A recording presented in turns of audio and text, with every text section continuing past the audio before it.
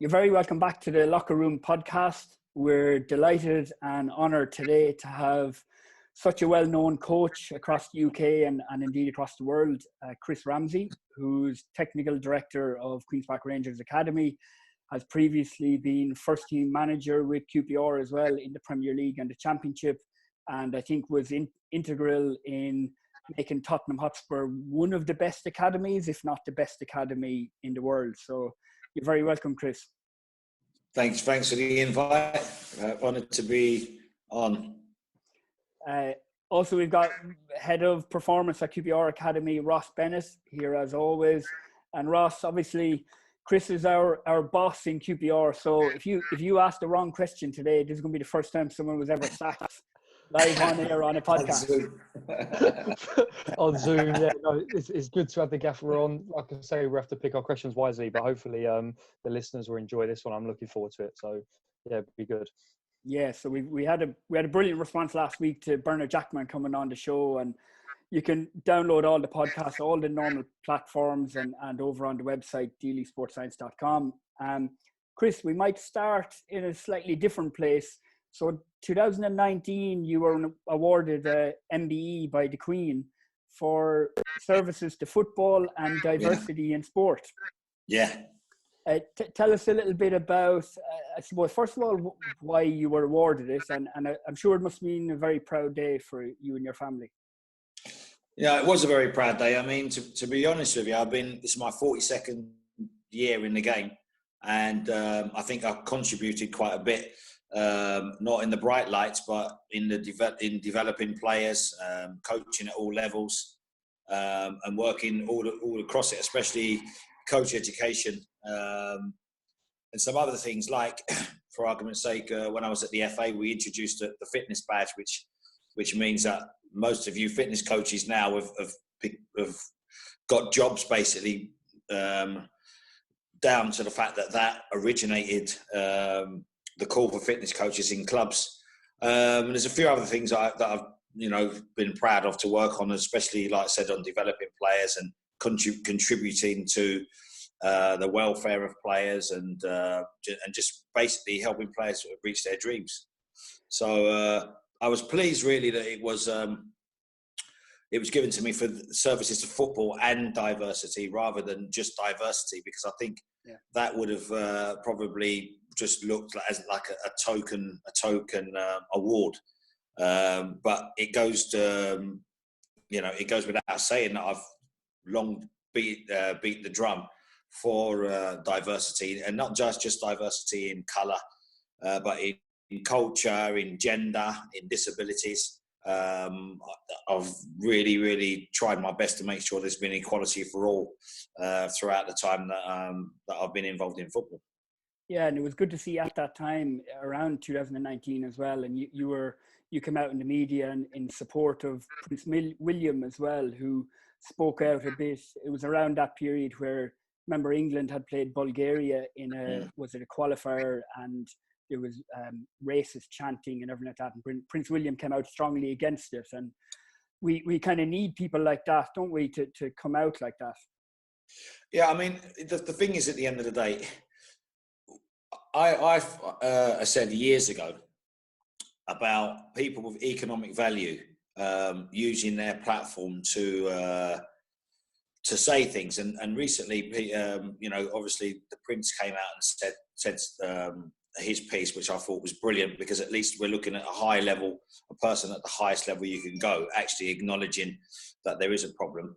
And then obviously some of the footballers now, like Raheem Sterling, people like that, have opened their mouth.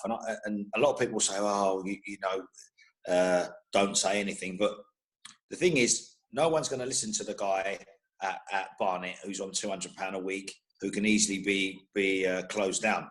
But they won't mess about with people that are on a lot of money. So if you want to fine me, or if you want to leave me out of the team, it's going to cause an economic problem for the club. No one's going to do that. So it's important that people with economic value and status and don't really have to worry about being punished for their views.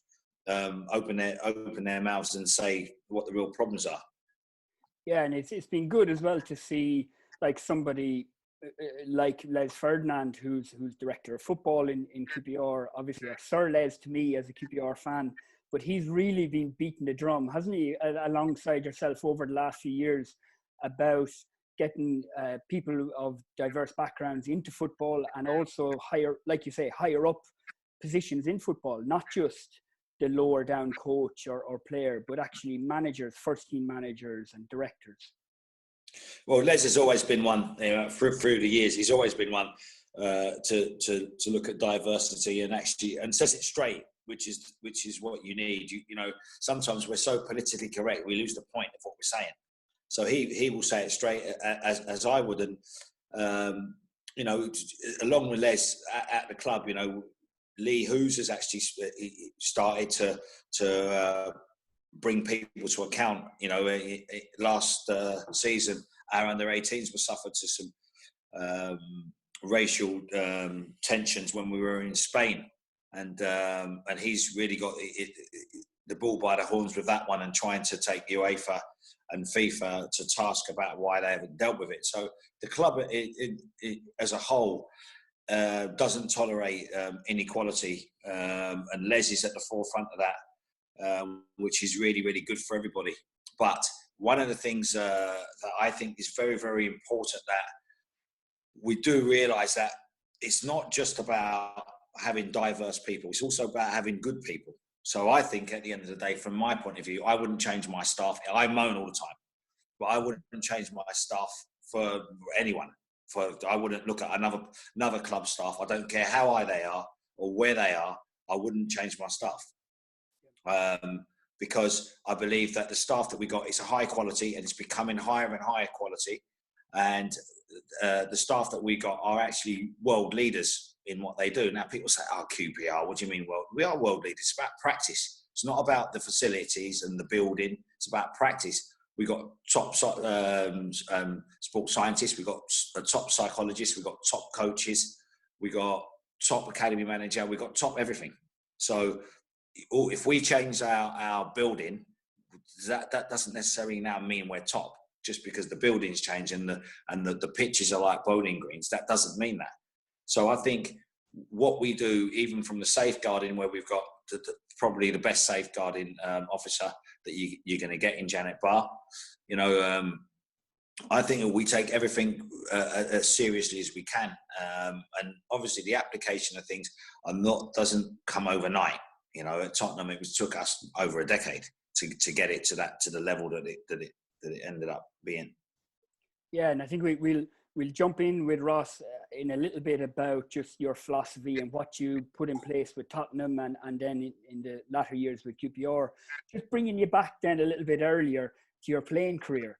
So I saw that, and sometimes I want to kind of find out, like, where did this love of coaching come from? And what can happen sometimes is that people will look at a famous coach and just remember them as a coach, and they forget about that person as a player. So I saw, like, for instance, 1983, you played in the FA Cup final in Wembley, 99,000 people. Who were you playing against? Only Manchester United, and they had, you know, Frank, like from an Irish point of view, Frank Stapleton, Kevin Moran, legendary players, but also Ray Wilkins, Brian Robson. It must have been quite an event to be involved in. Yeah, I mean, at 21 years old, to be honest with you, look, I wasn't a very good player. I was obsessed with the game, but I wasn't the most talented. I was genetically an outstanding athlete and an average footballer. And you know, when you think about it, in those days, the cup final was the biggest event. You know, it was on the TV all week. It was similar to what the Grand National is. You know, the whole world, the whole country stops to watch it. So it was a massive event for me and my family. And people always say about big events, you know, enjoy them because they flash by, and it did flash by. It absolutely flashed by, and it wasn't in the days where after the game I was getting, you know, you weren't getting in your Ferrari. You know, you're probably getting on the tube, you know, to go where you needed to go. And to be fair, it was one of the first cup finals where everything was a little bit galactico. We went on a helicopter because we were sponsored by British Caledonian. So we actually flew on a helicopter from Brighton, and we landed in a field in a school nearby, and we had white suits and white shoes. It was ridiculous, but it was it's another great memory in your life, and on the way there, I think just before the quarterfinal, we played Liverpool, the old Liverpool, with Graham Souness and Kenny Dalglish and all that, and we beat them. So it was a fantastic year, as regards getting to that cup final. Yeah, and you drew 2-2 in the first game. You were playing right back, and then you were injured for the replay, and you lost 4-0. Well, I didn't want to say. I didn't want to say. I got done by another countryman of yours, Norman Whiteside. It was at that time, both of us had reputations for taking no prisoners, and I'd been sent off, I think, twice that season. So I decided to not pull out of a tackle, but I've tried to play nicely, and he didn't. And that was a broken ankle. There you go. Oh God! There was I just saw as well. There was another Irishman, Michael Robinson, who played up front for you that day. Yeah, he passed away this week, didn't he? Last week. He's a great man, an absolute fantastic person. And one of the reasons people stayed in the game was for centre forwards like that, because I could just get it out of my feet and hit the channel, and he would make me look good. Yeah, he was one of those ran in the corner for you. Never made a ball, a bad ball look bad. He always made it look like you meant it. Yeah. And he was a great fella, great with the fans. And to be fair, he had a good career. He went to Liverpool after and was part of their winning trophies there. He went to Spain, and he ended up being the Gary Lineker of Spain. Yeah. He was on TV there. I mean, for an Englishman to go and play in Spain, learn the language and become a pundit, it's incredible. That was a huge thing. The other interesting thing I saw about that game was in the first game, there was 24 players played between the two starting 11s and then one sub. And there was one player who wasn't either English, Scottish, Welsh or Irish. He was a Dutch player for United, Arnold Muren. Yeah, exactly. So in that period in the early 80s, it was the Premier First Division, or whatever you want to call it, Second Division at that stage. You're talking about predominantly English players with a good number of Scottish and then the odd Irish or Welsh thrown in, wasn't it? Yeah. And Britain, there's a programme on TV the other day called When England Ruled Europe. Yeah. And Nottingham Forest, Aston Villa, Liverpool used to consistently win European trophies with English players. So, we can talk about, the game's changed because we've got more foreign players and this and that and the other, but there's something that's gone slightly missing there. I don't know if it was the fact that we had to spend those 5 years when there was the hooliganism and we were banned for 5 years. I think that after, when we came back into Europe, I think that changed a little bit. But we talk about to the players now, and I don't want to come across as in my day because the game has evolved fantastically. But you had one sub, so to get into anyone's team, you had to be one of the best 12 in the club. And what they would do is they take one man, one extra person, so 13 players, 14 max used to travel to games because you'd have another goalkeeper, but you'd only have one extra outfield player just in case someone got ill. And so I remember my first 13th man was at Ellen Road with Alan Mullery when we were in the what would be the Premier League now, and. You got a chance because someone gets ill, you're on the bench, and then you might play. Now you can be one of the best 22 in a club to be involved in the squad, one of the best 22, and you could probably play a whole season, never playing a full 90 minutes. You could, because of the rotation and stuff like that. Now, I know that's an evolvement of the game, so I'm not going to say it's right or wrong. I'm just pointing out the differences. Yeah, it's different. It's different, isn't it? Because obviously in the modern day, the Premier League, and I've heard you saying it at some stages, that you're not competing with the best in England in order to get a professional contract. You're basically competing with the best of the world, aren't you? Well, you are, because if you go back, say where we are at QPR is a very good situation in some respects. If you look at, say, at Tottenham, first and foremost, up until maybe under 14, 15, you're competing with the people in and around London and just outside London. With our philosophy, we didn't used to take people from all over the place. But by the time you get to 15, you're competing with the rest of the country. And then by the time you get to 16, 17, 18, now you're looking at Europe, and now you're looking at the rest of the world. So it's very, very difficult. You know, we used to do day release with the under 16s, and I used to say to them, look, if you play for Tottenham and you are, I don't know, 5th in the league, you have to be the 5th best fullback of choice in the league. I know it's not as easy as that, but in general, you're going to have to be one of the best in the world to play at that level. And so you're really, really looking at, we talk about the 1% of 1%. I think it's even less than that, really, at top level. Whereas before in England, you were competing with English players. So I would imagine that they would have had more of a chance. But that evens itself out with the fact that there was only 12 players. So it sort of evens itself out with the competition, because you couldn't be one of 20, 21 players in a squad. You had to actually be one of the best 12 players in the club. And basically there was no luxuries in those days. Yeah.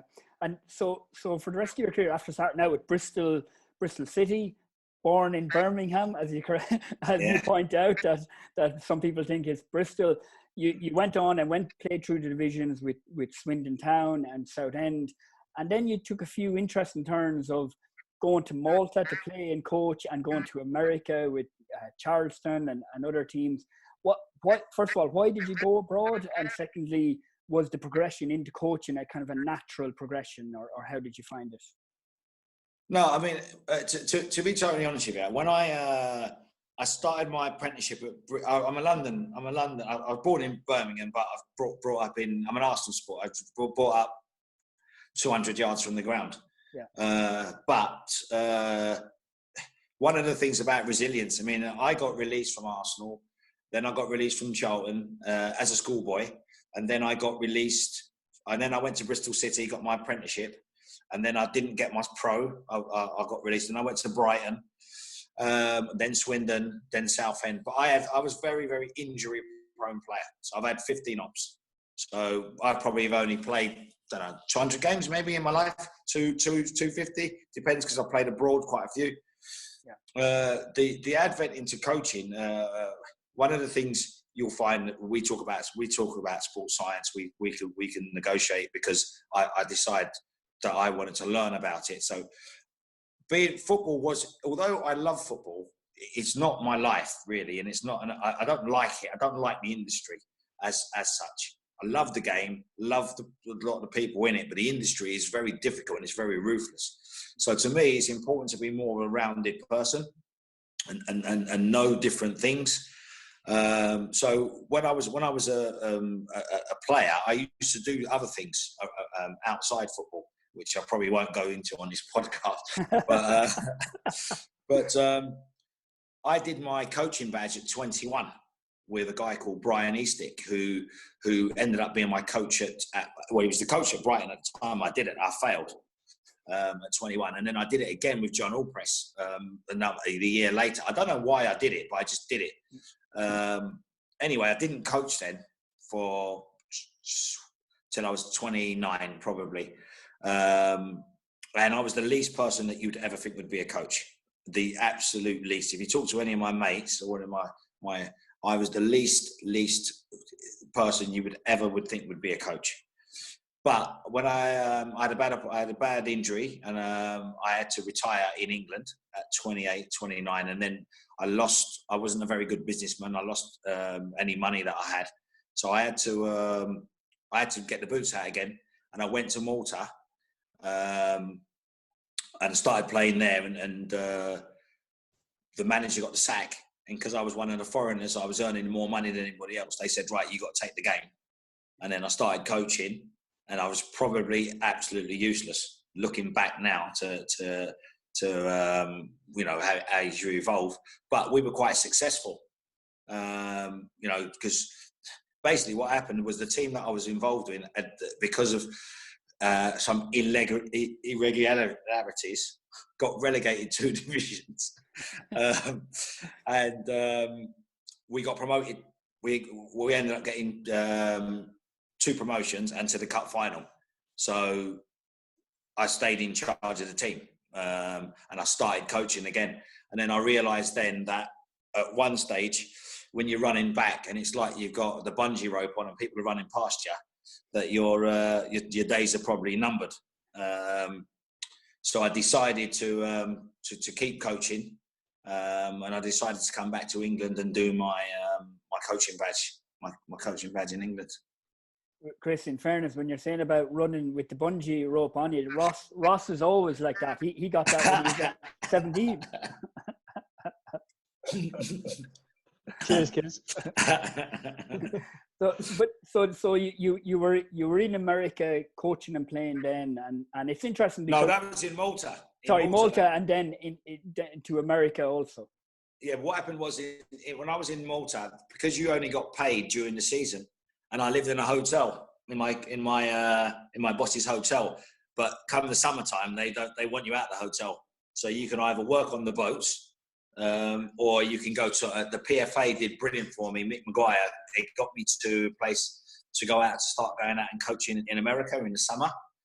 So I went out to Myrtle Beach, and I ended up getting a massive affiliation with the summer. I mean, I had a guy called Steve Rigby who had different camps going all over America, and I ended up getting a good reputation out there.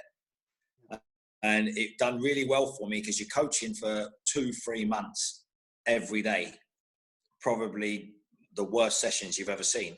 But a lot of their coaches were high school coaches, and so anything you did, they appreciated. And I actually, believe it or not, I took the camps very, very seriously. And I ended up coaching. I mean, I've probably done more camps than anyone I know around America. So that was a really good starting point for me. And in the end, I ended up going to a place called Cocoa Beach. And Ricky Hill came there, and he was in charge of the Cocoa before there was the MLS. He was in charge of the Cocoa Expos, and I went now, and I played and helped him coach the team. And then he came back to England to go to Sheffield Wednesday and then Tottenham. So the next summer, I was actually the head coach. And when Ricky was there, we got to the national final. So it'd be like getting to the MLS finals, and you know, such a vast country, you're playing all over the place. And then fortunately for me, the guy that was there was funding it. He asked me to coach. He used to fund Florida Tech University. So that fall, my last, I did half a season coaching Florida Tech. So that was another massive coaching experience, learning about the NCAA rules. You can't on the bench unless you know the rules, stuff like that. And then and also coaching the Expos.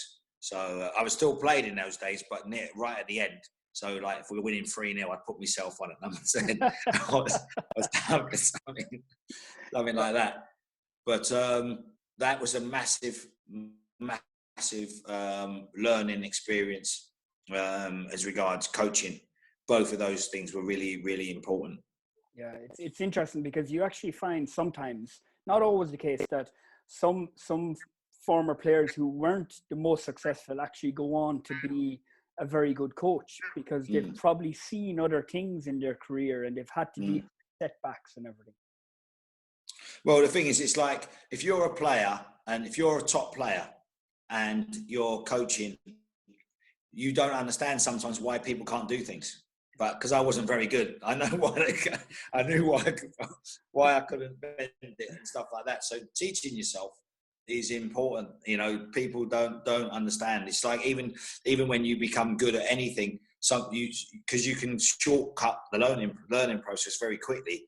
sometimes it's very difficult to bring people with you because you just do it automatically. So a lot of top players, I think now, more top players are becoming managers and coaches because they're actually going through the process of learning all the stuff that goes with it. As before, a lot of the top coaches just, well, why can't you bend it in the top corner? Why not?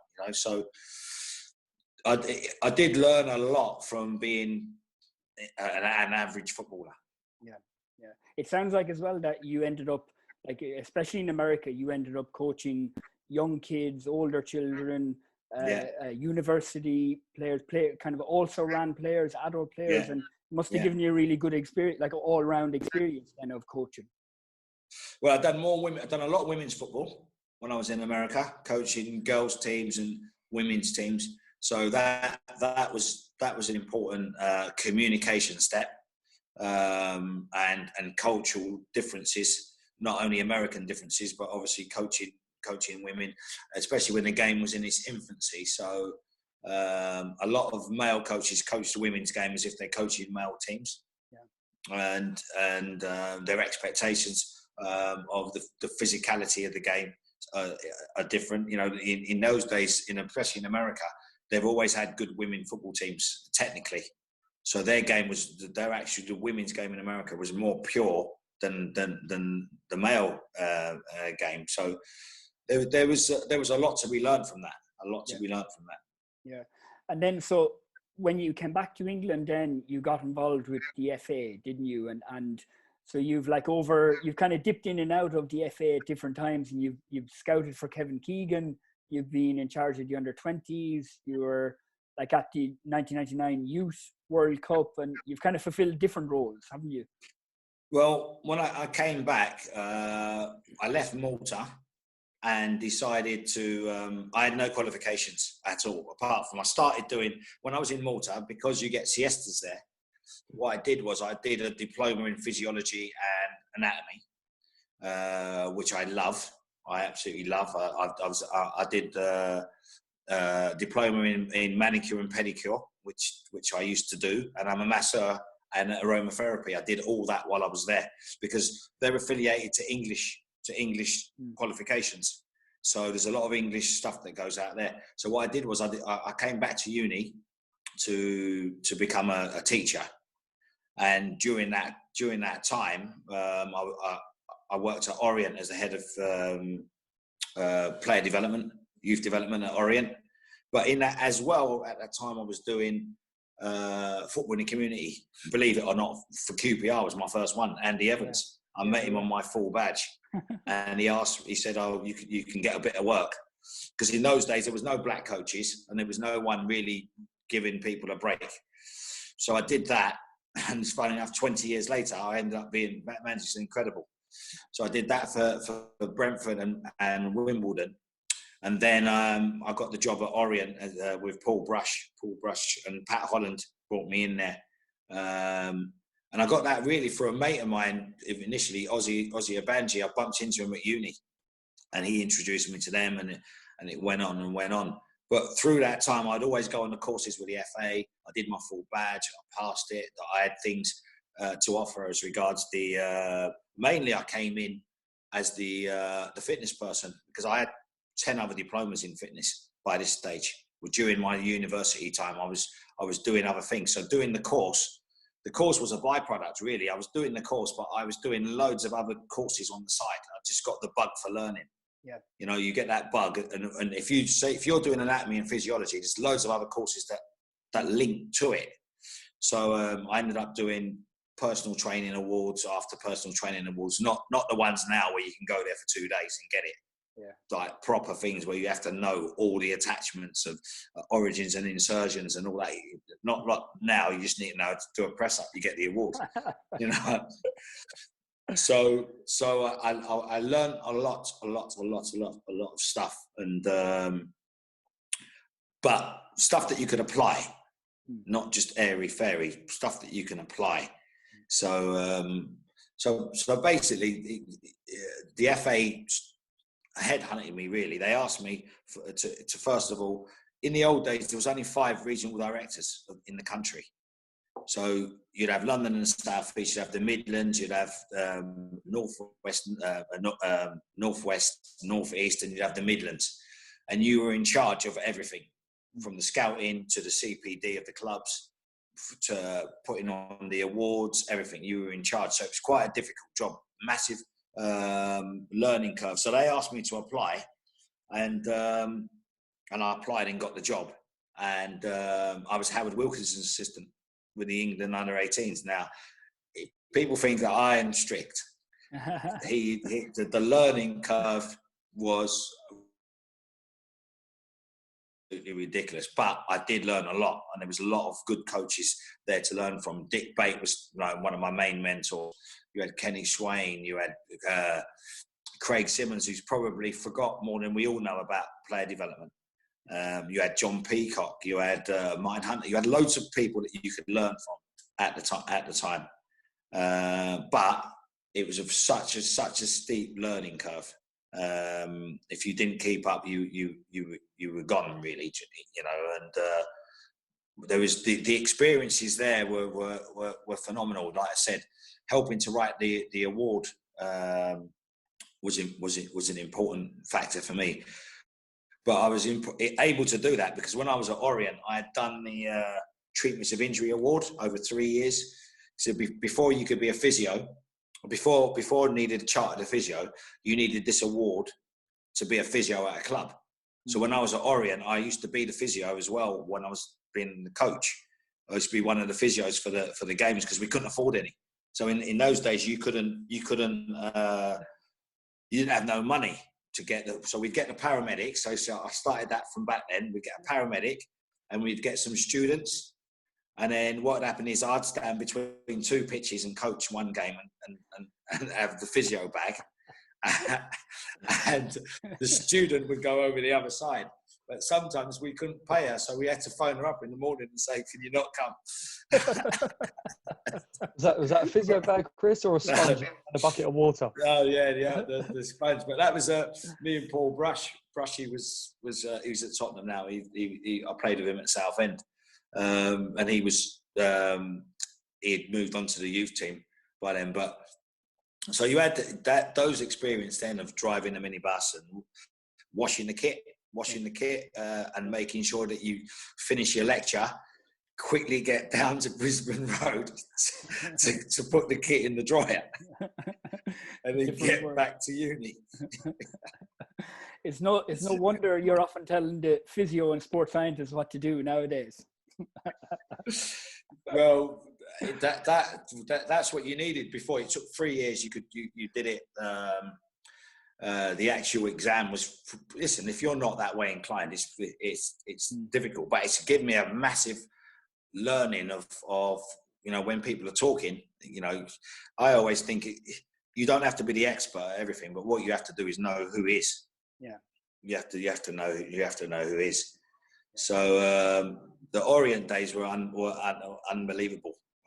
Learning curve, you know, and I was still coaching multiple teams then, and playing in the reserves as well. So we used to play in the reserves. That used to be, so that was good as well. Me and Tony Flynn, who was the physio at Colchester for years, but he used to be the physio there. We used to play in the reserves because the money wasn't like it is now, you know, where you've just got loads of players flying about. You know, you might end up with, I don't know, 9 players or 10. You know, it depends. Addy, our goalkeeping coach, he was at Orient when he first came into the country. So I learned a lot there, and I used to go on a lot of different, to Bisham Abbey to watch Dick Bate and to watch people coach and try and learn a lot about coaching from them. And a lot of my teaching theory comes into the coaching. You know, like with us, everything's about the zone of proximal development. Yeah. So we use that, and anything that can transfer, I'll try and use it. You know. It's interesting because it sounds like it was an unconventional route, but there was years there where you were preparing you know, in order to go into a club then with a kind of a philosophy, with a kind of a package. Ross, you want to bring on to the kind of Tottenham era then, and your philosophy, Chris, and everything. Yeah, Chris, so you went into Spurs, you just said for over a decade, 2004. Would you be able to just maybe say what was your remit going into Spurs at the time? Well, listen, John McDermott and myself, I knew John for years before, and we'd always kept in contact. And then he was working at the FA, and then I came and worked at the FA, and we always used to speak about player development all the time. So I was working in Florida at the time, and he was at Watford.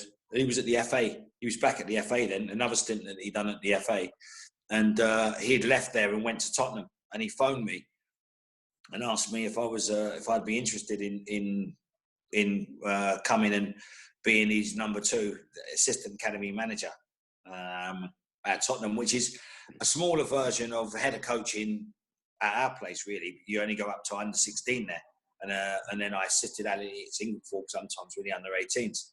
So the remit there was that, you know, there's only, like I said, there's 2 ways you get a job. Either you go somewhere where the philosophy is already in place and you're coming in to carry it on, or they want a complete change. Now, Tottenham in those days hadn't produced anyone for a little while. Even though they produced some good players, they hadn't produced anyone for a little while. So they wanted a change of culture and philosophy. And so myself and John designed one, and we'd been speaking about it for years, and we put it into place in how we were going to play, what we were going to do, what we wanted the culture to be. And we set a 12-year journey. It was because we realised then that players were getting into first teams not at 18, like when I played. If you weren't in a team by 20, you probably was not going to play. Nowadays, people are playing at 21, 22. So we looked at 9 to 21, 22, and we called it a 12-year journey. And that finished in 2017 from 2005. So yeah, so it finished around then. So if you look at the players that have come through, I mean, for John's point of view, when he came in, he had to be very, very diligent and very strict about the red line. We called it the red line. So things can come in and influence it and evolve it, but the red line never changes. It never changes. You still keep your identity of what you're doing. You're not saying you're not open-minded to other things, but you won't change. So there's a difference between evolving and saying, right, we're gonna change. If you change, see, if you start in 2005, say, and you change in 2007, now the 12-year journey goes to 2019. Yeah. So you're always back at year 1. So you have to believe in what you're doing and stick to it. And that's what we did. The thing was, at the time, it was very, very difficult because there was no evidence of what we'd done, apart from I'd been at Orient and there'd been a few players that had come through, like Nicky Shorey went to play for England and people like that. So the development philosophy I've always had. We never used to win at Orient, but we used to have players going in the team, or we used to have players getting contracts. But trying to get people to do it, we had a FIFO law at our place. So you have a fit in, or you can go. So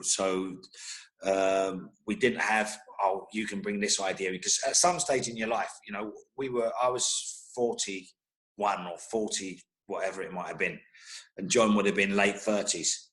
So at some stage in your life, you have to innovate, and if you believe in something, you have to put it into place, and you have to work with it. Too many times we hear people say, "Oh, what are you going to change?" Well, I'm not changing anything. I'm just making what we've got better. Simple, So the Tottenham one, the first couple of days, me and John, we were having a chat, and we were saying about we were spending 900 grand at the time. So I think John had a 5-year sort of deal at the time, or 5-year plan. The club had said, right, in 5 years' time. So we said, right, 900 grand, 4,500,000 to give back. And I circled it and put it in the drawer. And that was a motivation for me, because one player at Tottenham getting in the team, you probably paid that back. But what we were saying is, like I always say to you guys, at the end of the day, the chairman, you know, Les, Lee, Tony Fernandez, they're not asking me anything about where's our money? Where's the money? Where's the money we've invested? That's the end of football. The bottom line of football is that money gets invested. So people want players. People, you know, everybody wants everyone to get on and everything is going well. But in the end, when the 5 years is over, they're going to say, where's the players? We've spent X amount of money getting here. So if you actually look at it now and you think a lot of academies, say you're a Cat 2 academy like us, you might spend, even if you spend £1 million a year, it's more likely to be 2, roughly, for a lot of Cat 2s. So if you want to get an under 9 in the team, you're going to spend 24 million to get him in the team. So that's what you would have spent along that way. Now, don't get me wrong, you probably would have offset that with players that would have got in the team along the way. But if you get nobody in the team between now and 12 years, the plan that you've set, you've spent 24 million. So what's the point? And you know that's only going to go up. Yeah. So paramount that you have that focus that people have to get in the team. So you have to have a two. At our place now, we've got a two-tone prong attack, because we have to make sure that the bottom of the pyramid is well serviced. But we have to also, we've got a slightly different to Tottenham. We've actually got to polish other people's problems. So people have been let go. We've got to see what's the good bit that they didn't see. So they've, to be fair to them, most people produce people for other people. So you can't say that they haven't done a good job. All they've done is they've not found the bit that we've found. That's all. So I think it's slightly more difficult. So just on that, Chris, then you delved into the pyramid a little bit. Talk a little bit about the pyramid. So from a philosophy point of view, what is the pyramid and how does it work throughout the year groups? Well, the pyramid, you start off with at the bottom. So we believe the way that we want to play, that the basis of becoming a footballer is being able to handle the ball. So if people can handle the ball and they've got some expression about them, they're going to be noticed, and it's easier to play simple when you can play complicated, rather than the other way around. If you can't do the tricks and flicks, or you can't control it, you don't want to dribble with it, it's harder then to put that in you, and when you get older. So most players that come into the team at the pyramid are dribblers, because that's how they get scouted. You're never going to scout an under 9 centre half, are you? You're not doing that. Well, he's good at blocking the pass. You're not doing that. So as you go up the pyramid, you start looking at movement experimentation. So you start looking at the pitches start getting bigger. So you have to have a shape. So you're starting to play people at different places around the pitch. You start looking at what their characteristics are, and as you move up the pyramid, then you start looking at where what their positions are. So their positions could be 1 or 2 positions that you start honing in on what they do. They don't start playing all over the place, because if they do that, they don't actually learn anything. So a lot of the times what happens is people say, oh, he's played 4 positions this game. And when I'm saying, well, that's really should be at the bottom of the pyramid, where it's less organised. So the more organised it is, the more you want to try to get them to understand different parts of the pitch. And we call that movement. Go on, tell me. Movement experimentation. Movement. Yeah. Anyway, So that's the movement that we're saying all over the pitch, that we want people to understand what other people do on the pitch as well. But as they start getting to the point where they need to get a contract, you're looking at positional refinement. You're looking at where do they play on the pitch? What's their identity? Now, we understand that we don't want that early specialisation at 10, 9s and 10s. But as they get older, they're seeking to get a contract. So they have to have some pitch geography. They have to understand where they play on the pitch. And it might be 1 or 2 positions. Now, if you're at a bigger club where they can wait for you, at Tottenham, we used to just have, sometimes we'd have front end players that we weren't exactly sure whether they were going to be a centre forward or a 10, but we knew that they're more likely to play up front part of the pitch than the back part of the pitch. Now, once the sessions then become much more bespoke to positions, so the players have to know all the job descriptions of the position. So if they're a centre half and they can't head it, they're not going to be one. They're not going to be one. If they're a winger and they can't cross it, they're not going to be one. So we have to make sure that they can do that. And then then when they're coming in full time, we're talking about developing expertise. It's a much more focused point of work, both emotionally, technically, physically. So round about there, we have to make sure that they meet the physical demands as well as the technical demands. And obviously, because we also believe that coaching starts with the psychosocial, we have to make sure that that's important as well. And that's the backdrop of all our coaching, is that. But once they start getting into that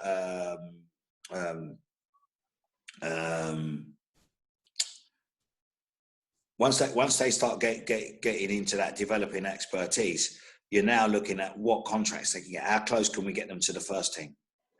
The only thing that we can't control with the very top of the pyramid, because we've had 7 managers in 5 years.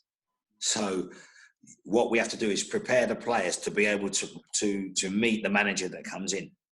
So the players have to be adaptable. They have to be educated. They've got to be adaptable. So when a manager comes in, if that manager wants to play long, no problem, I can do it. If he wants to play tippy-tappy, no problem, we can do it.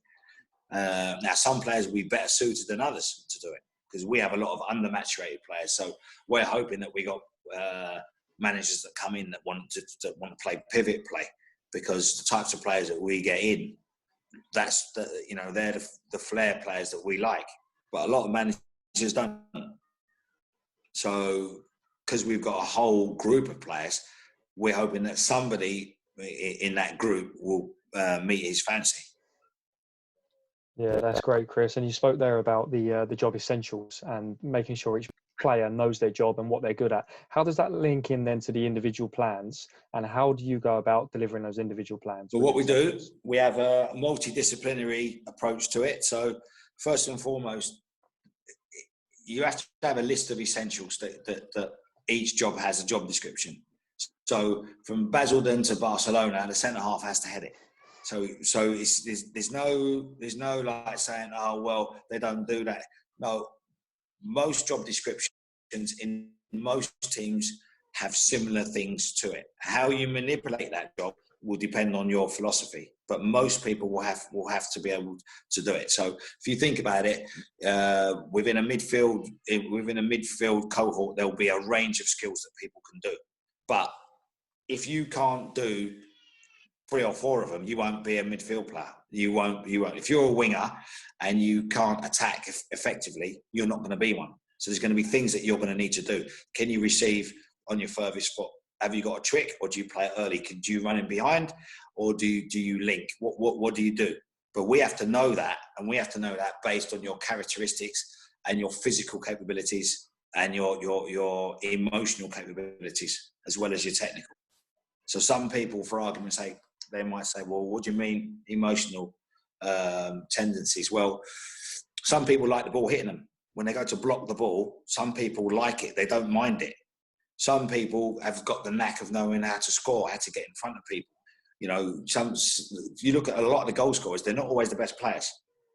But what they'll do is they'll have an instinct to get in front of somebody. They'll have an instinct to know where the ball drops and stuff like that. So you have to understand what people will want to do emotionally, rather than just, right, he's a midfield player, he's going to play like this, because there's a range of job descriptions within that part of the field. So a lot of the times now, how we try to integrate that within our training sessions is every training session has a yin and yang to it. So if we're working on an attacking theme, the defenders will have some sort of, they'd have to get something out of it. So when we do our journals, every player has a journal. The journal will abbreviate the session because we have a language that we speak. So we say, keep him out of the red. Everyone will know that is to keep him out in the middle of the goal. So you don't have to say, get out there, bend your knees, show him wide. Everybody knows that's what that means. So the sessions are all abbreviated, so they're not long-winded to write. But there always has to be, what's in it for me? So if we're working on crossing, say, and the fullback has to run out there and you know he's gonna try and block the cross, we might not even coach that fullback fully in that session, but he has to know what his job would be in that. So he would have to say, get out there quickly, make sure we might play predictable, try and block, stop the turn if it's a centre half, or whatever his job description is. He should know every session that he's getting that in the sessions. Now, if he doesn't get that over a period of time, he's well entitled to come to say to us, look, you're saying I can't do this and I can't do that, but how many sessions have we done on my essentials? And it should be logged.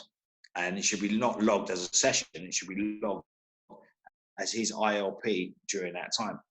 Now, one of the biggest things, two major incidents that made me continue to do that was when I was at Orient years ago, and I would be head of player development, and I'd go and watch a player, I'd go and watch a game, and I'd say, oh, he ain't done very well in. And they would say, well, he's been doing well, it's just when you come, he's had a bad game, you know.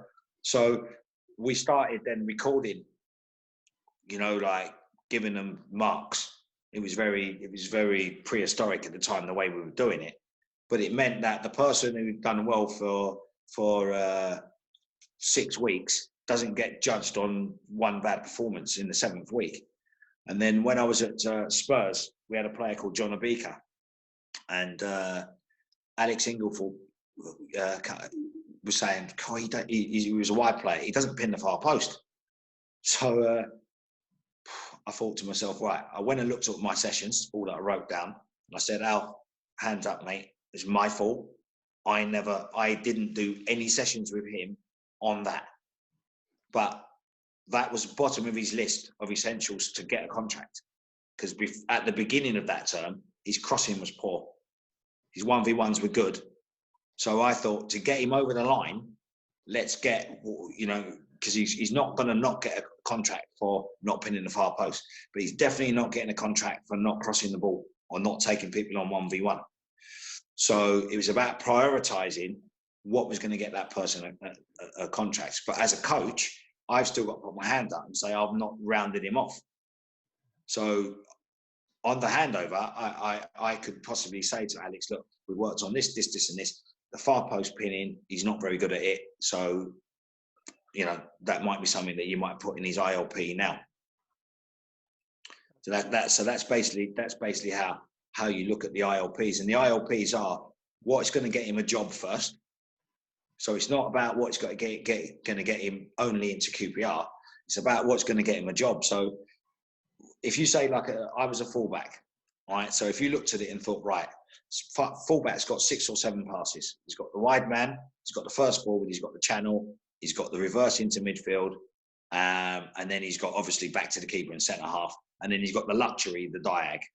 Right now, if you think about it, Basildon to Barcelona, the first forward and the channel is getting you a job. If you're playing in step 7, it might get you a job, depending. But as you move up the ladder, or up the ladder or to more intricate football where people might want you to reverse it into midfield, you're going to need them 6 or 7 passes. But if you've got them in your locker, you can choose based on the manager, because there might be some people at step 7 that want to play into midfield. But you have to have that. You have to have that in your toolbox. Otherwise, you'll fail. But if you've only got the little tappy one into midfield, you can only play for that type of manager. So you've got to make sure, whatever happens, that we are continually working on their toolbox. That's some great stuff there, Chris. And I think it highlights that a lot of people look at ILPs as just the clinic work. So just go and do your clinics. But like the importance of getting them in the sessions day in, day out for every player, that's the hardest part, right, as a coach?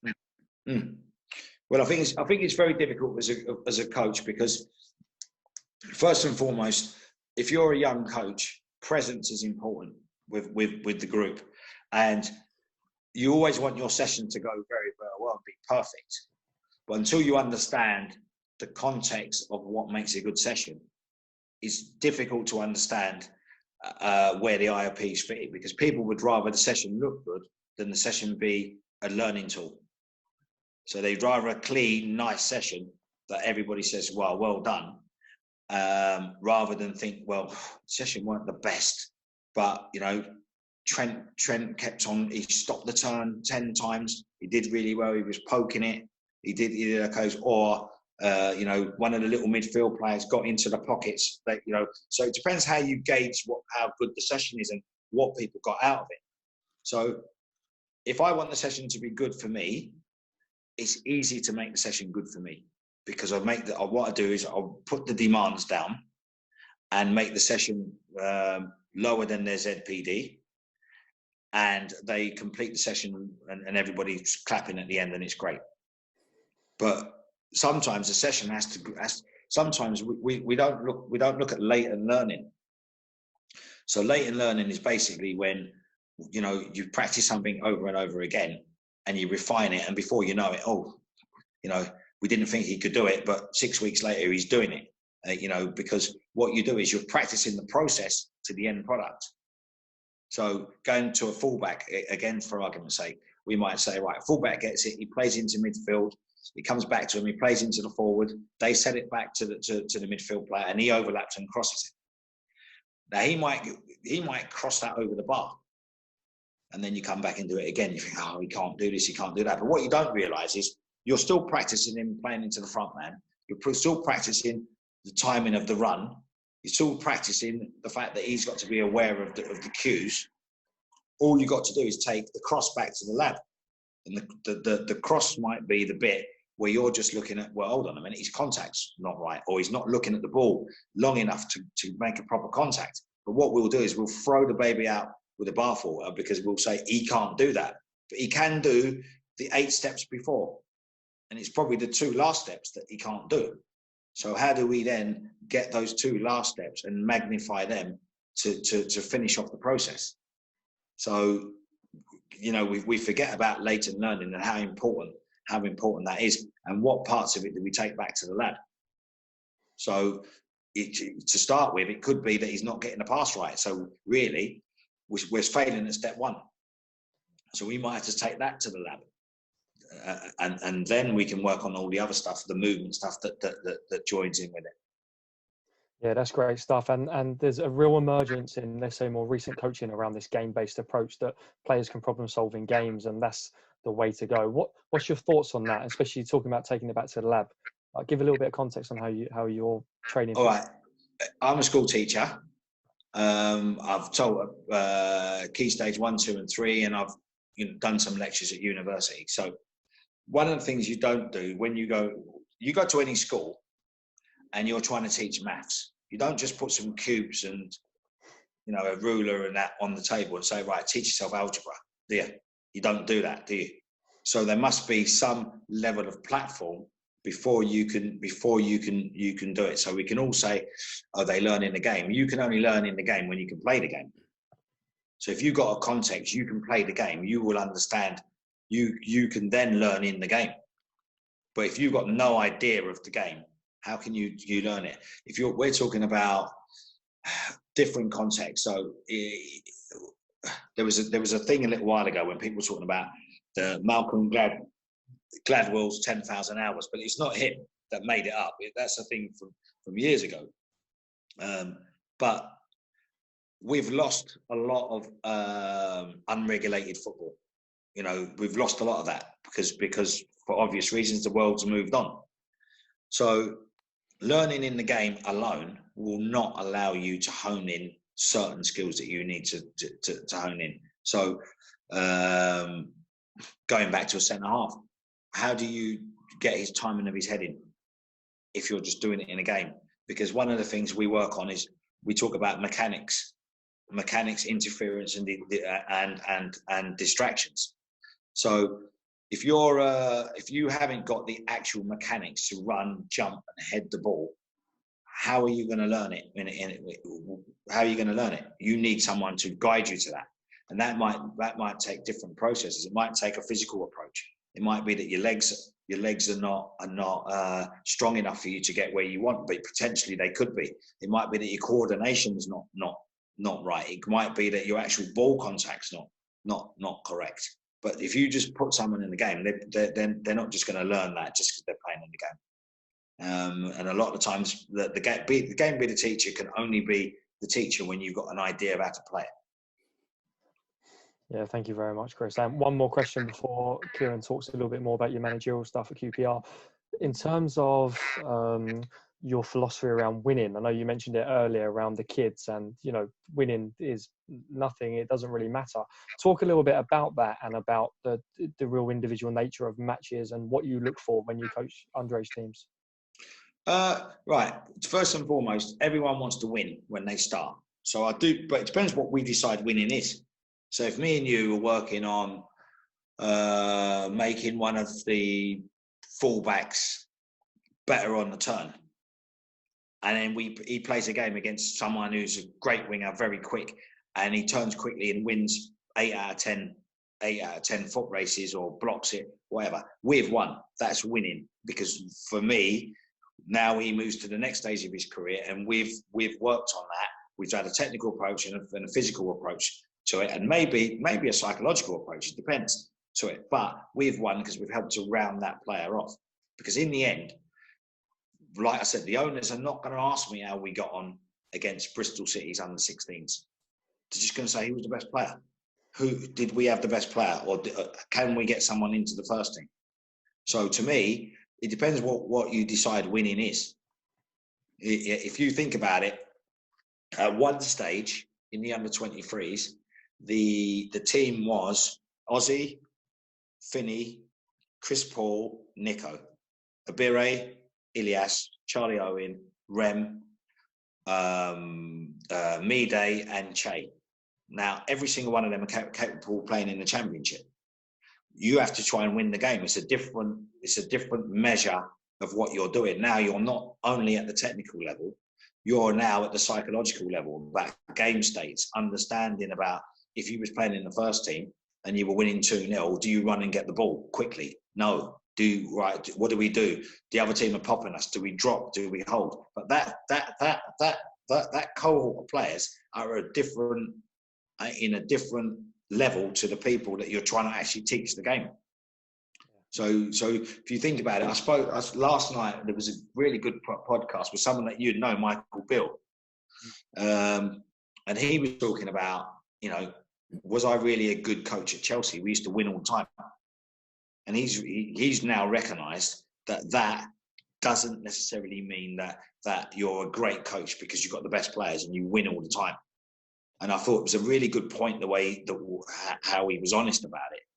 And also, they had very good players, which he outlined. And he said we had really good players who didn't make it.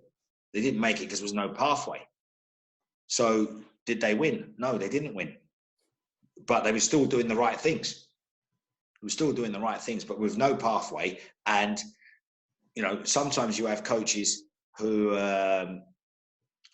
sometimes I stand on the side, and because people know I've done first team football, I become the scout. Because they think, oh, that Chris Ramsey, he was his first team manager, and we just beat them 6-0. And then we look at the end of the season and we say, well, how many players have you had playing in your team? None. So to me, who's actually won that game? Is it me or is it them? Well, not me. Is it us or is it them? Well, it's us, because you're when it boils down to it, even your job. If you look at your job, and someone says, "Oh well, he's got no power running forward," you're accountable. You're accountable. So if all of a sudden he is, but he crosses it over the bar, now I'm accountable. Do you know what I mean? Because you've done your bit of it, you've done your share of it. I haven't done my share of it because he can't cross it properly. Do you see what I mean? Yeah. So winning is depending on what we expect the outcome to be of developing that player, and that's slightly different to the team thing, where majority of people don't make it, do they? Yeah. So at what point then, Chris, do you think it starts to turn in that development expertise stage where you have to prepare him for the next stage? Yeah, round about then, definitely. I think you can start bringing it. I think you need to bring it in anyway, because I think one of the things is that there's a couple of things that are really, I think I'm a bit misunderstood at times. Winning is important, but it depends what you've got to win with. So it depends where you place the winning. Where you place the winning. It's almost like, say for argument's sake, we talk about playing out from the back tactically, right? People think playing out from the back, for me, is passing it to the fullbacks or passing it to the centre halves. No, playing out for me is, can you score? How quick can you score? So the centre forward's through, that's the furthest comfortable pass, play it to him. And if you've done that 10 times and we won 10-0, I'd be happy, right? Now, we know that that's not going to happen. So the next comfortable pass is into midfield. We know that that's not going to be comfortable. So that's why we play to centre halves. People think it's the other way around. Yeah. It's not the other way around.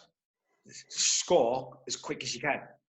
And so it's all these myths about, right, we play out from the back and we do this. No, we try and do is try and score. And in that time of trying to score, we try and develop the players within their jobs. Perfect. I think, Chris, just for the listeners, I think that we know what these terms are, but in terms of when you say ZPD, what do they mean, and ILPs, and bringing skills and back to the lab. So just what do you mean by those terms? All right, the ZPD is a thing for a theorist called Voucher, and basically all these theorists and that just say things are almost common sense, really. Because a lot of that stuff is the science of common sense. But what it is just training people from where they're at, and what can you add to what they're already doing? Where do you bring them to? So if somebody can, for argument's sake, clip the ball down the line, so you don't really have to coach them into running up and bending their knee and clipping the ball, but you might have to give them a little bit of how they put backspin on it, or if they're driving it, do they kick through, or if they want to keep it on the floor, do they get their head over the ball? Just technical points, but from where they're at. So if I'm teaching, I don't know, it's just trying to teach people from where they're at to save time. So all the latent learning will happen in what they know already, because they'll practice what they know. They'll do what they know automatically all the time. So getting someone to time their runners on an overlap, they might be doing that all the time. You don't need to coach that. You might need to refine it, but you don't need to coach it. So their ZPD, with their zone and proximal development, will start at the cross. How do you make that better? So how do you actually make them doing it? So you've put the session on, you don't coach the bits in between if they're doing it all right, because they'll be practicing that all the time, and it'll be fine. So it's just coaching from where they're at and trying to make sure that you maximize your time in coaching them and realize where they're at. As far as the individual learning plans are, I mean, that's broken down as ILPs. And taking things back to the lab is taking back the cross. Is where the lab starts at the ZPD. That's the lab. That's the bit that you need to fix along the continuum of learning. So you look at the bit that you need to fix, and that's the bit that you take to the lab. and you isolate that. So for argument's sake, if somebody is overlapping well and timing their run well, but they're getting there and they're mistiming the cross because they're running too fast or something like that, you might take away the bit that they know already, and you might only work on the contact on the ball. You might say, well, I'm going to roll this 3 yards, and you might ask them about where they put their arms, the ball feel, all that sort of thing. You give them information at that point. So you just, a small isolated bit of training is the lab for us. And then your philosophy is based around, and the club philosophy is based around a strength-based program. So what do you mean by that? Well, strength-based program is most of the time you sign people for things they can do. Most of the time we release them for the same thing. They can't do this and they can't do that. So if you are David Beckham, is it worth you being good on your left foot? Not really, because you're world class at your good foot. So you can be one of the best players in the world, being good at what you're good at. So although we do realise that there are things that you might not be good at that might stop you from progressing, that's when we would probably look at addressing something like that. So if you're a centre half, going back to that, I'm picking the centre halves because it's an easy one for people to see, and you can stop the turn. You're good at in behind. You can track your runner. You can step into midfield. You can play, but you can't head it. That is something that's going to stop you progressing, because you can't do the fundamental part of your job. So, but if you're a winger and you're not very good at defending the far post, that might be important for some managers, but that's not going to stop you getting a career. So it's not going to impact on you getting a career, because you can run people, you can cross it, you're good at most things, but you're not good at that. So we're not going to work on that, even though it might be part of your job at some stage. We're not working on that unless you get to a point where they're saying, right, if he's not good at that, he's not going to play. So now you're going to have to work on that. It's going to impact on your career. It's going to impact on what people want. So if you think about it, what do? Most of the times we don't let the wingers track, do we? So the wingers don't track because we want to leave 1v1s with the fullback. Yeah. So not only that, we want the wingers then, as we get older, to understand when to track and when not to track. So if you look at rotational play, why do people actually get away with it? Because people just run with them. They don't think. So somebody comes in, somebody spins, they just go with them. So it allows someone else to come in. So if you're a lot of the times with, now, not now, but fullbacks go high, the wide men go with them when there's no need. But we need them to understand, why do you go with them? What's the point? Are they running? If the fullback's on his own, is the other fullback that's attacking him, is he running into a cul-de-sac because we've got the midfield over there? Therefore, why does our winger need to track back? So you need people to think. You need thinkers. You need people to say, well, I don't need to track back now because he's running into 4 players. What happens is people will just run with him or run with her.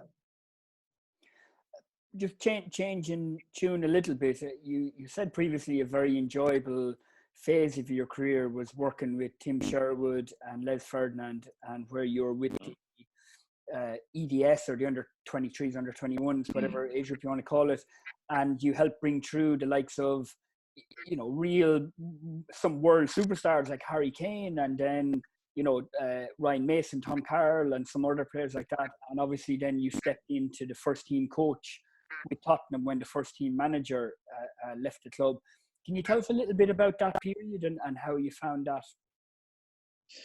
Well, as I said before, we had the likes of myself and John had put the philosophy into place, and then we brought Perry Suckling was a massive influence, because without the goalkeepers you can't play it. And obviously Richard Allen started to recruit players that like Stephen Corker and people like that that were real assets to the club. So we'd already had a good background of that. The players had a solid technical background. But what happened then was, obviously I went with from being with the under-16s and the under-17s and that, to working with the development squad. Now, one of the good things about it was at that time we pulled them out of the reserve league because we didn't think the reserve league was offering us what we wanted.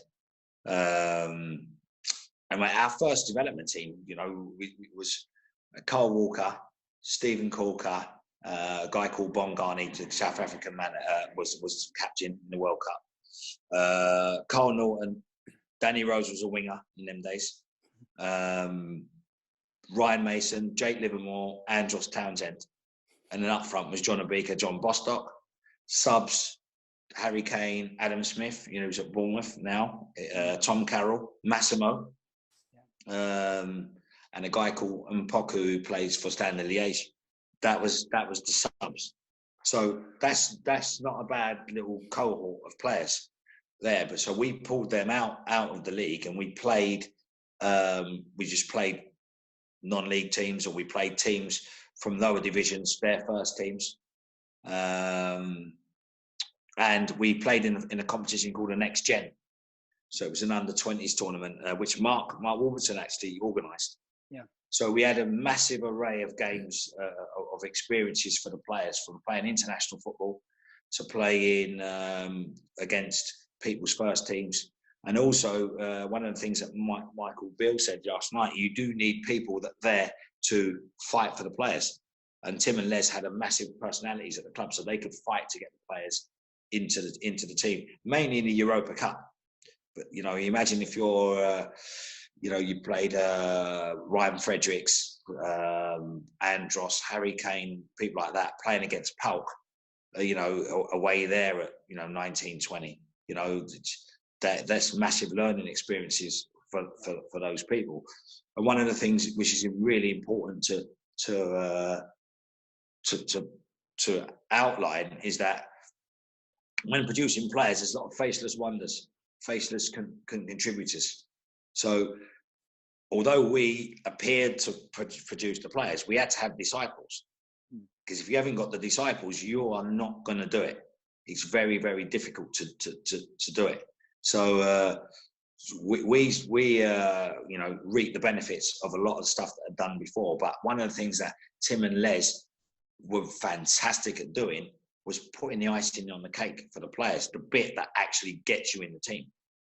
They were very good at that. Their experience and what they did, and the things that they taught the players, helped to get them to that next level. So it's a continual team effort of loads of people, from the under 11s coach all the way through. Because without that foundation, they wouldn't have been able to bring them to the next level. I mean, some of the players, believe it or not, Sandro, who used to play for us, he was only 21 then. He used to play, in the teams, in the team, And when you're looking at that and you're thinking to yourself, we were fortunate that we had that, because we bought 3 of them players. Danny Rose was bought, Carl Walker and Carl Norton, they were bought. And between them, they must have been 7 million. Imagine how much they're worth now. Yeah. It's unbelievable. And when you came to QPR then, and initially in charge of the academy, and then you stepped up to being first team manager in QPR in the Premier League. And I suppose you tried to bring that kind of ethos into that team and into the club as well, of playing the young players. And I remember like Darnell Furlong and Greg O'Cox, you gave those guys their debuts in big important games, against Arsenal and other teams. Did that, can that work in a club like QPR, or did you need to have more time to kind of bed that into the system and the philosophy of the club? I think it can work at QPR and it can work in all clubs, because was it their fault that we lost the games? No. Yeah. No, you look at the goals, there's experienced players on 40, 50 grand a week. So a lot of the times you have to look at outcome. And I think it's easy when people stand back and say, oh, well, if I was in charge, I'd do this and I'd do that.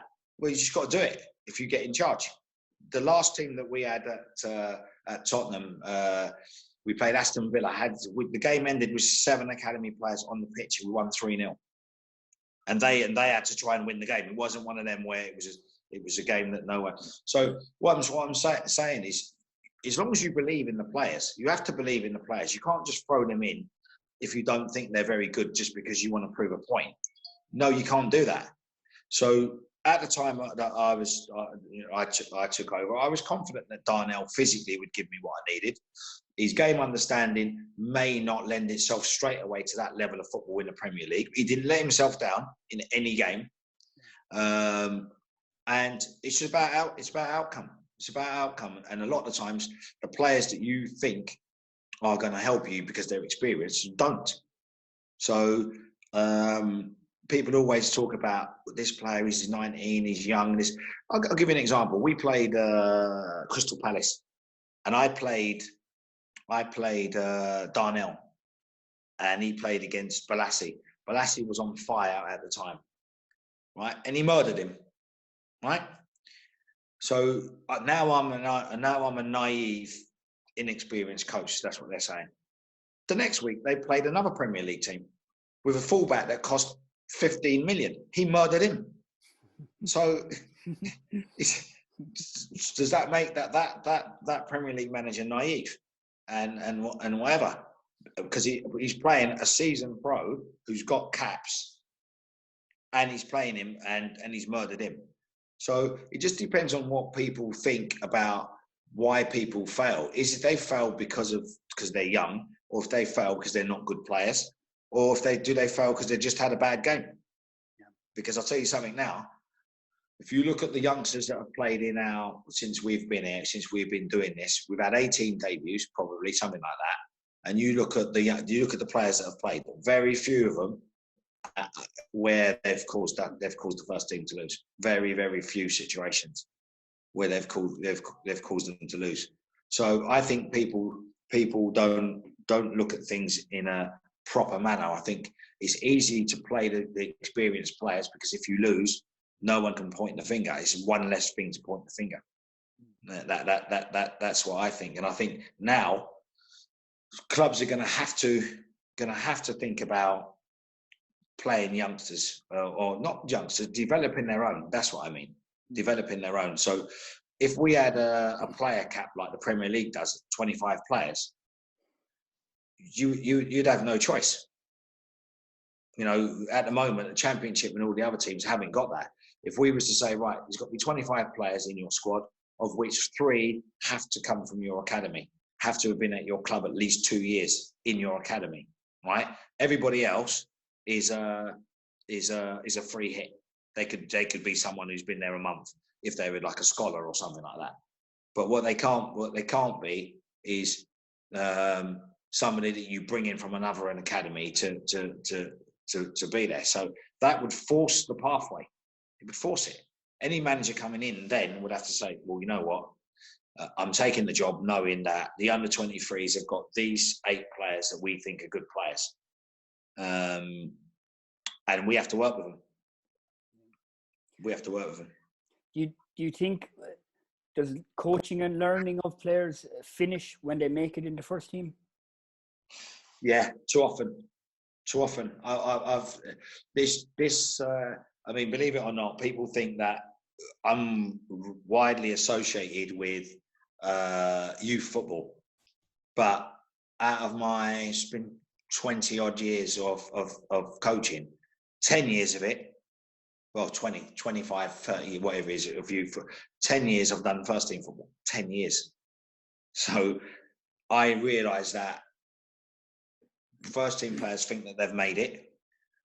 Most of the mistakes they do are technical, that can be rectified by persistent training. And I don't understand why, because all the top teams still train. They still do. They still train properly. It's only the people in the middle that think that they need to turn up and just get their money. It's interesting. I've been watching the Manchester City documentary on Amazon Prime, and like probably the best coach in the world, Pep Guardiola, and he certainly coaches and teaches on a daily basis those superstar players. But we don't, but 100%, and that's why they're the best. Because although they're good, he's making what they're good at better. Whereas we don't think we need to do that. We think, I'll do a bit of shooting, miss 10 shots and then go in. It's not, and I think that's a thing. That's a cultural thing in this country. And we've got to. I still think we've got among the best coaches in the world in this country. But I don't think the culture allows people to coach to the levels that they can express themselves. Did you enjoy managing in the Premier League, in the Championship? Yeah, I mean, you know, no, I didn't really. Being a first team manager is not the peaches and cream that everybody thinks it is. It's hard and it's horrible because you can't sleep. And the problem about being a Premier League manager, there's only 18 of you or 20 of you. So I don't want to be famous. I don't like that. I don't like the fame of it. That's the only thing. All the other stuff I don't mind. The games are difficult because, believe it or not, you've been a manager. Yeah. The games last about 2 days. That's what it feels like. Minimum. The games are 90 minutes. You can never realise how long that can feel. You know what I mean? You can never realise how long that can feel. And then the other part about being a manager is if you're winning 1-0 with like 8 minutes to go, so you can see the win and you can see the loss. You know, so it's stressful. Of course, if I had an opportunity to have a job that I thought was worthwhile, I'd do it again, because I wouldn't want to be on my deathbed and think, "Oh, you coward! Why didn't you do it again?" But if someone said to me tomorrow, "You're going to end your career in 7 or 8 years' time," which is probably the truth, but you can just do this job that you're doing now, I would do it. I would take that over being a manager. Yeah, we had Bernard Jackman on last week. He's been a coach in rugby for the Dragons in Wales and Grenoble in France, and he said that doing a bit of media work now, he'd been sacked from Dragons and doing a bit of media work now, and he was doing work on a game, and the game finished, and then he could enjoy having a few drinks, having a meal, relax and go home, spend time with his family, and it's a completely different experience than when you're involved. Yeah, of course. Yeah, exactly. Because as you know, one of the things I would have done more is I'd have enjoyed, even though there weren't many, I'd have enjoyed me wins more. Because what you're doing is you're as soon as the game's over, you're preparing for the next game. And I think, what can you actually do an hour after the game for the next game? Why not enjoy a meal and that with your family? What's the difference gonna be? And I think I'd have enjoyed whatever wins we had more. But you know what? If you think about football in the community in 1992 to you know, the Emirates and Loftus Road, you know, in 2015. It's an incredible journey, you know, no badge, no nothing, starting that, the 1994, starting off, no badge, football in the community, and then someone would say to you 20 years later, you're going to be the manager, you would have laughed. Yeah, and I'm sure like you and your family would have been very proud of going on that journey, like starting from the very bottom in the community and then being manager in the Premier League. Yeah, and at the moment, being part of the first team, you know, because obviously I've been doing that role for the last 2.5 years, 2.5 years. It's the best role ever. I've got the best job in the country. I would finish my career doing this job. So you're getting your first team kick, so you're having a heart attack once a week, and then And then you get your development kick, which is when you're seeing players evolve and you're dreaming of a player. You're looking at a player. When we had, even Faisal, when he played his 10 minutes the other day, when you think about how difficult it was to sign him on a contract, we had no money, and then he plays in the team. That for us as a club, is just fantastic. It's probably more enjoyable than actually the first team stuff, if you know what I mean. Yeah. Yeah. Just the last thing then before passing over to Ross, and Ross is going to chat about the sports science kind of integration in the club and in the setup. I'm sure that there'll be a lot of the Irish listeners interested in this. The England DNA, it's not going to work, is it? You're not going to go and win the World Cup on us and have that and have the Irish listening to the English celebrating that for the rest of our lifetime. Listen, as far as I know, well, I grew up in Holloway, which is a massive Irish fraternity there. Whether we win it or not, I'm sure they're going to be enjoying some drinks, because I grew up next door to an Irish pub. So as far as I've seen the Irish community, they enjoy themselves regardless who wins it. That is true. That's for sure. Ross? Chris, just a couple from me. I know we've been chatting for a while and we could go on all day. We're picking your brain. Obviously, there'll be some listeners that are from a sports science background and similar positions to me or trying to get into the industry. What advice do you have for someone who's managing a sports scientist or performance S&C coach coming into the game? I think one of the things is what we do well. Like you two, you're both coaches, and you're both learning the game from the essence of the game by doing your badges and being involved in the coaching to understand the nuances of what it takes to be a footballer. I think there's too many generic sports scientists in the game, and I think we can take sports science and you can manipulate it to whatever you want if you know the theory of it. But I think if you've got some context in what you're actually doing, I think it really does help you to be a better sports scientist. And I would always employ someone who's more, if I thought that they knew the game, I'd employ them more than I thought someone who was a better sports scientist. Because I think, we've worked on things with players, haven't you? You've worked on things where you've improved players' parts of their game physically, that's helped them technically, and has helped them to get through the game. If you don't understand what they need to actually do, you're just giving them a generic one size fits all program. I don't think that that's right. So managing sports scientists, I would say, try to get them to understand the philosophy of what you're trying to do. Try to get them to understand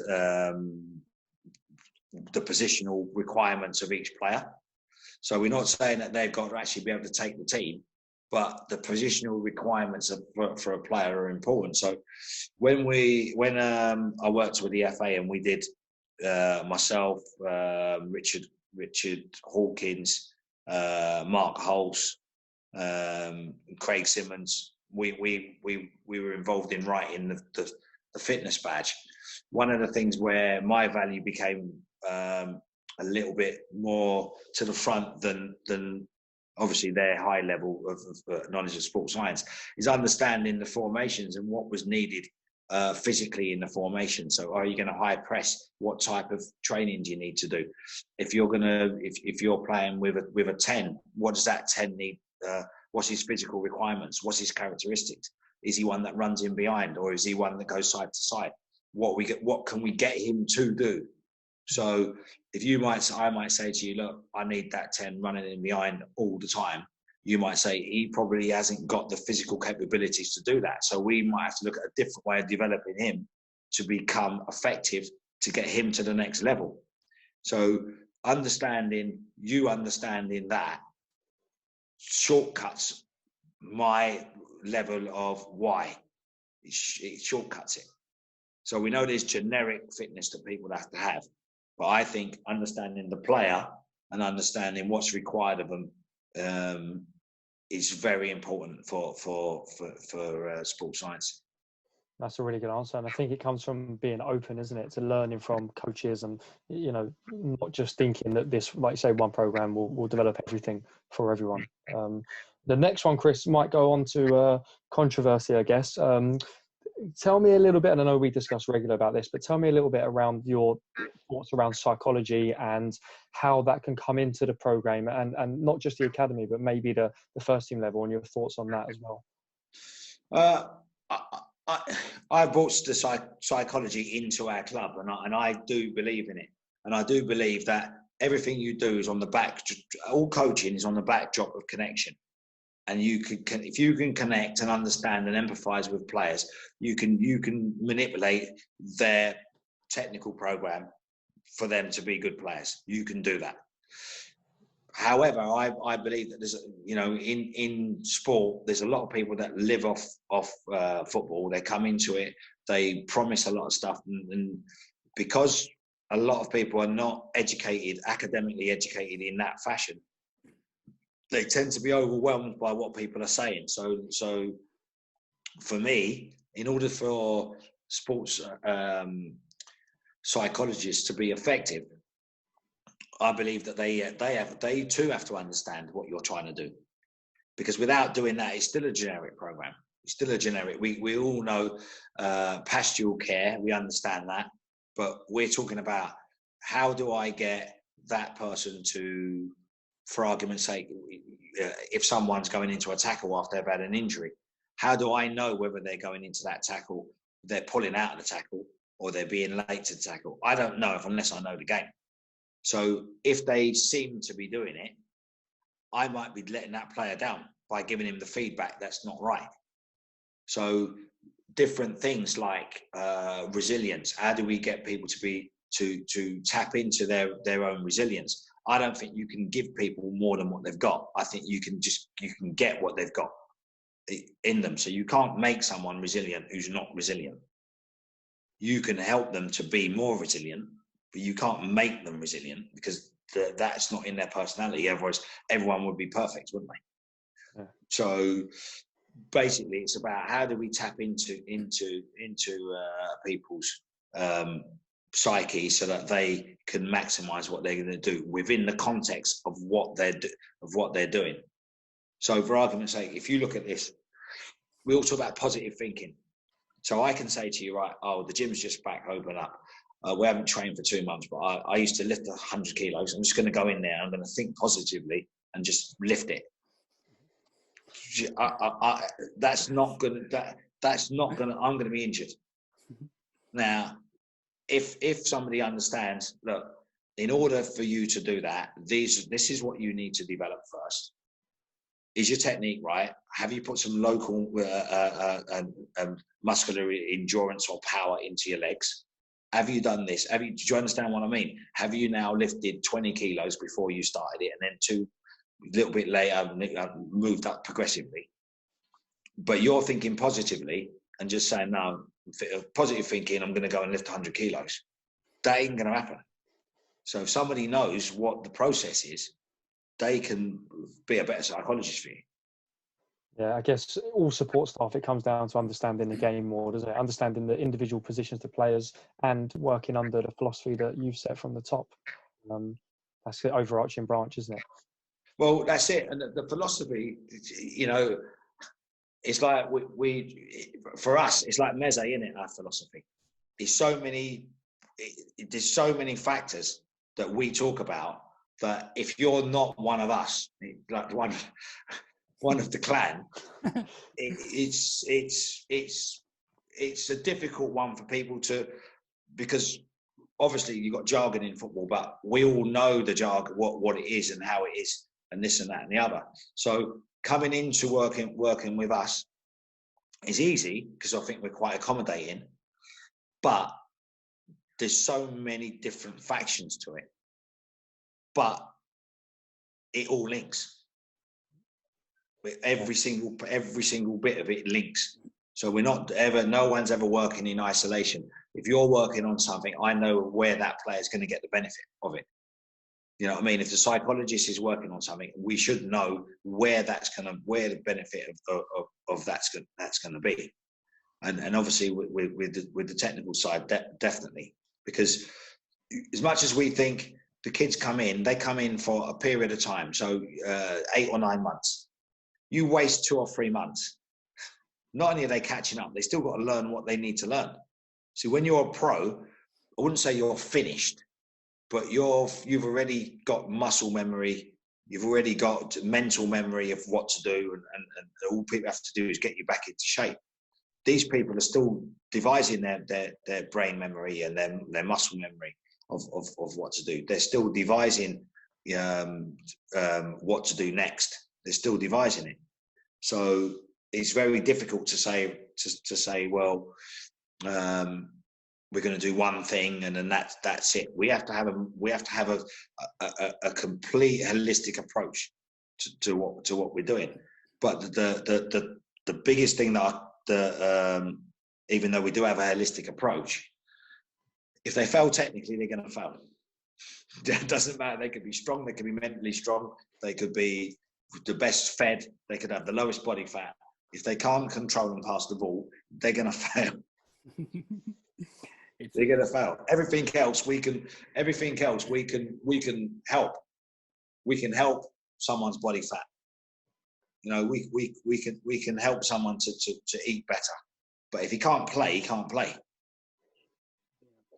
And that's the bottom line, isn't it? Again, as a team. Kids, I think you're going to finish off a few. Yeah, no, it's a really good point to finish with, and we've taken so much of your time, Chris. One final question: What would you tell a 21-year-old Chris Ramsey now? Listen, I was the worst. I would. If I had to manage me, I'd have beat me up. I'd have been doing time. That's why I'm so on the players, because you know I was in the squad, England under-21 squad. Then I got injured. From there, within 18 months, I was playing in League Two. You know what I mean? From, you know, obviously it's different now, because if your mum dies, people put their arm around you and they'll help you and stuff like that. In those days, you just went on a bender for 2 years.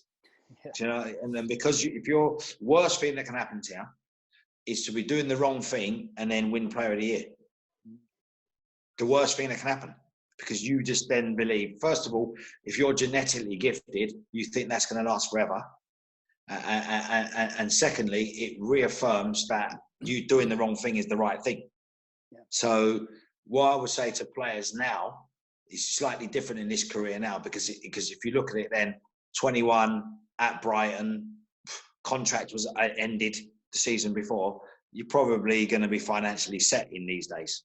And probably 3 or 4 years, you probably won't have to play again. But the players nowadays don't realise how quickly you're out of the game. Most players are out of the game within 10 years. And that's from 16 to 24. So most players are out of the game, and most players don't earn a lot of money. They don't earn life-changing money. So I would just say, whatever you do, you've just got to make sure that you know how to please the people that pick the team. Simple as that. And you've got such a short period, and this competition is so big. If you slip up, you're now not doing a job you don't want to do. You know, when I was 16, when I should have been studying for my exams, I got a job in a greengrocers, and I realised that I didn't ever want to do that again for those 5-6 weeks. And so in them days when I had that mental dedication to try hard and work hard and all that, but you lose it along the way. You lose it by listening to your peer group. You lose it by looking at what other people have got. You lose it. You know, Les always says to a lot of the young players, he says, you know, when people say, oh, if I wasn't a footballer, I'd be in a gang. I would be, you know, why would you be in a gang? It's not a prerequisite. It's not a prerequisite to be in a gang if you're not a footballer, is it? Yeah. Do you know what I mean? Why can't you be something else in your life that's just as important to you? You know, why can't you go and, you know, be a sports scientist or be a psychologist or I don't know, being and work in a bank, you know, something that means that you're working and paying your taxes and doing things properly. So it's about people staying focused in what's important to them, and being a footballer isn't for everybody. Yeah. And you always say to us to make sure look after your family and spend time, and you know, you don't get that time back, and we give so much to the game, but you've got to remember your personal life. Well, you don't get the school, you know, like, you know, you don't get the school playback ever, no matter what you do. If you miss that, you're late 10 minutes for that. You will never get that moment back. So, all you people with kids, make sure that you balance life balance is so important. And I've noticed that in football, as much as I've had a great time, I would give up some things for that balance of seeing my kid doing the 100 meters at 7 years old. Well, that would be child abuse, wouldn't it? 20 meters. 20 meters. No, that's brilliant. That's brilliant. Look, thank you very much. We've taken up so much of your time and for Absolutely, coming on. no problem. You've been brilliant. And also, it has to be said, over helping our career, both myself and Ross's, over the last few years has been brilliant, and we're very thankful. Ross wouldn't have a job, probably. He wouldn't be in the industry. What's that, Ross? No, at least he knows the game, which helps. Yeah. I'm forever grateful. Thank you very much for coming on, Chris. You've been fantastic. Thank you. Anytime, just let me know if you need me. I'll speak to you soon. Part 2. Cheers, mate. Thank you very much.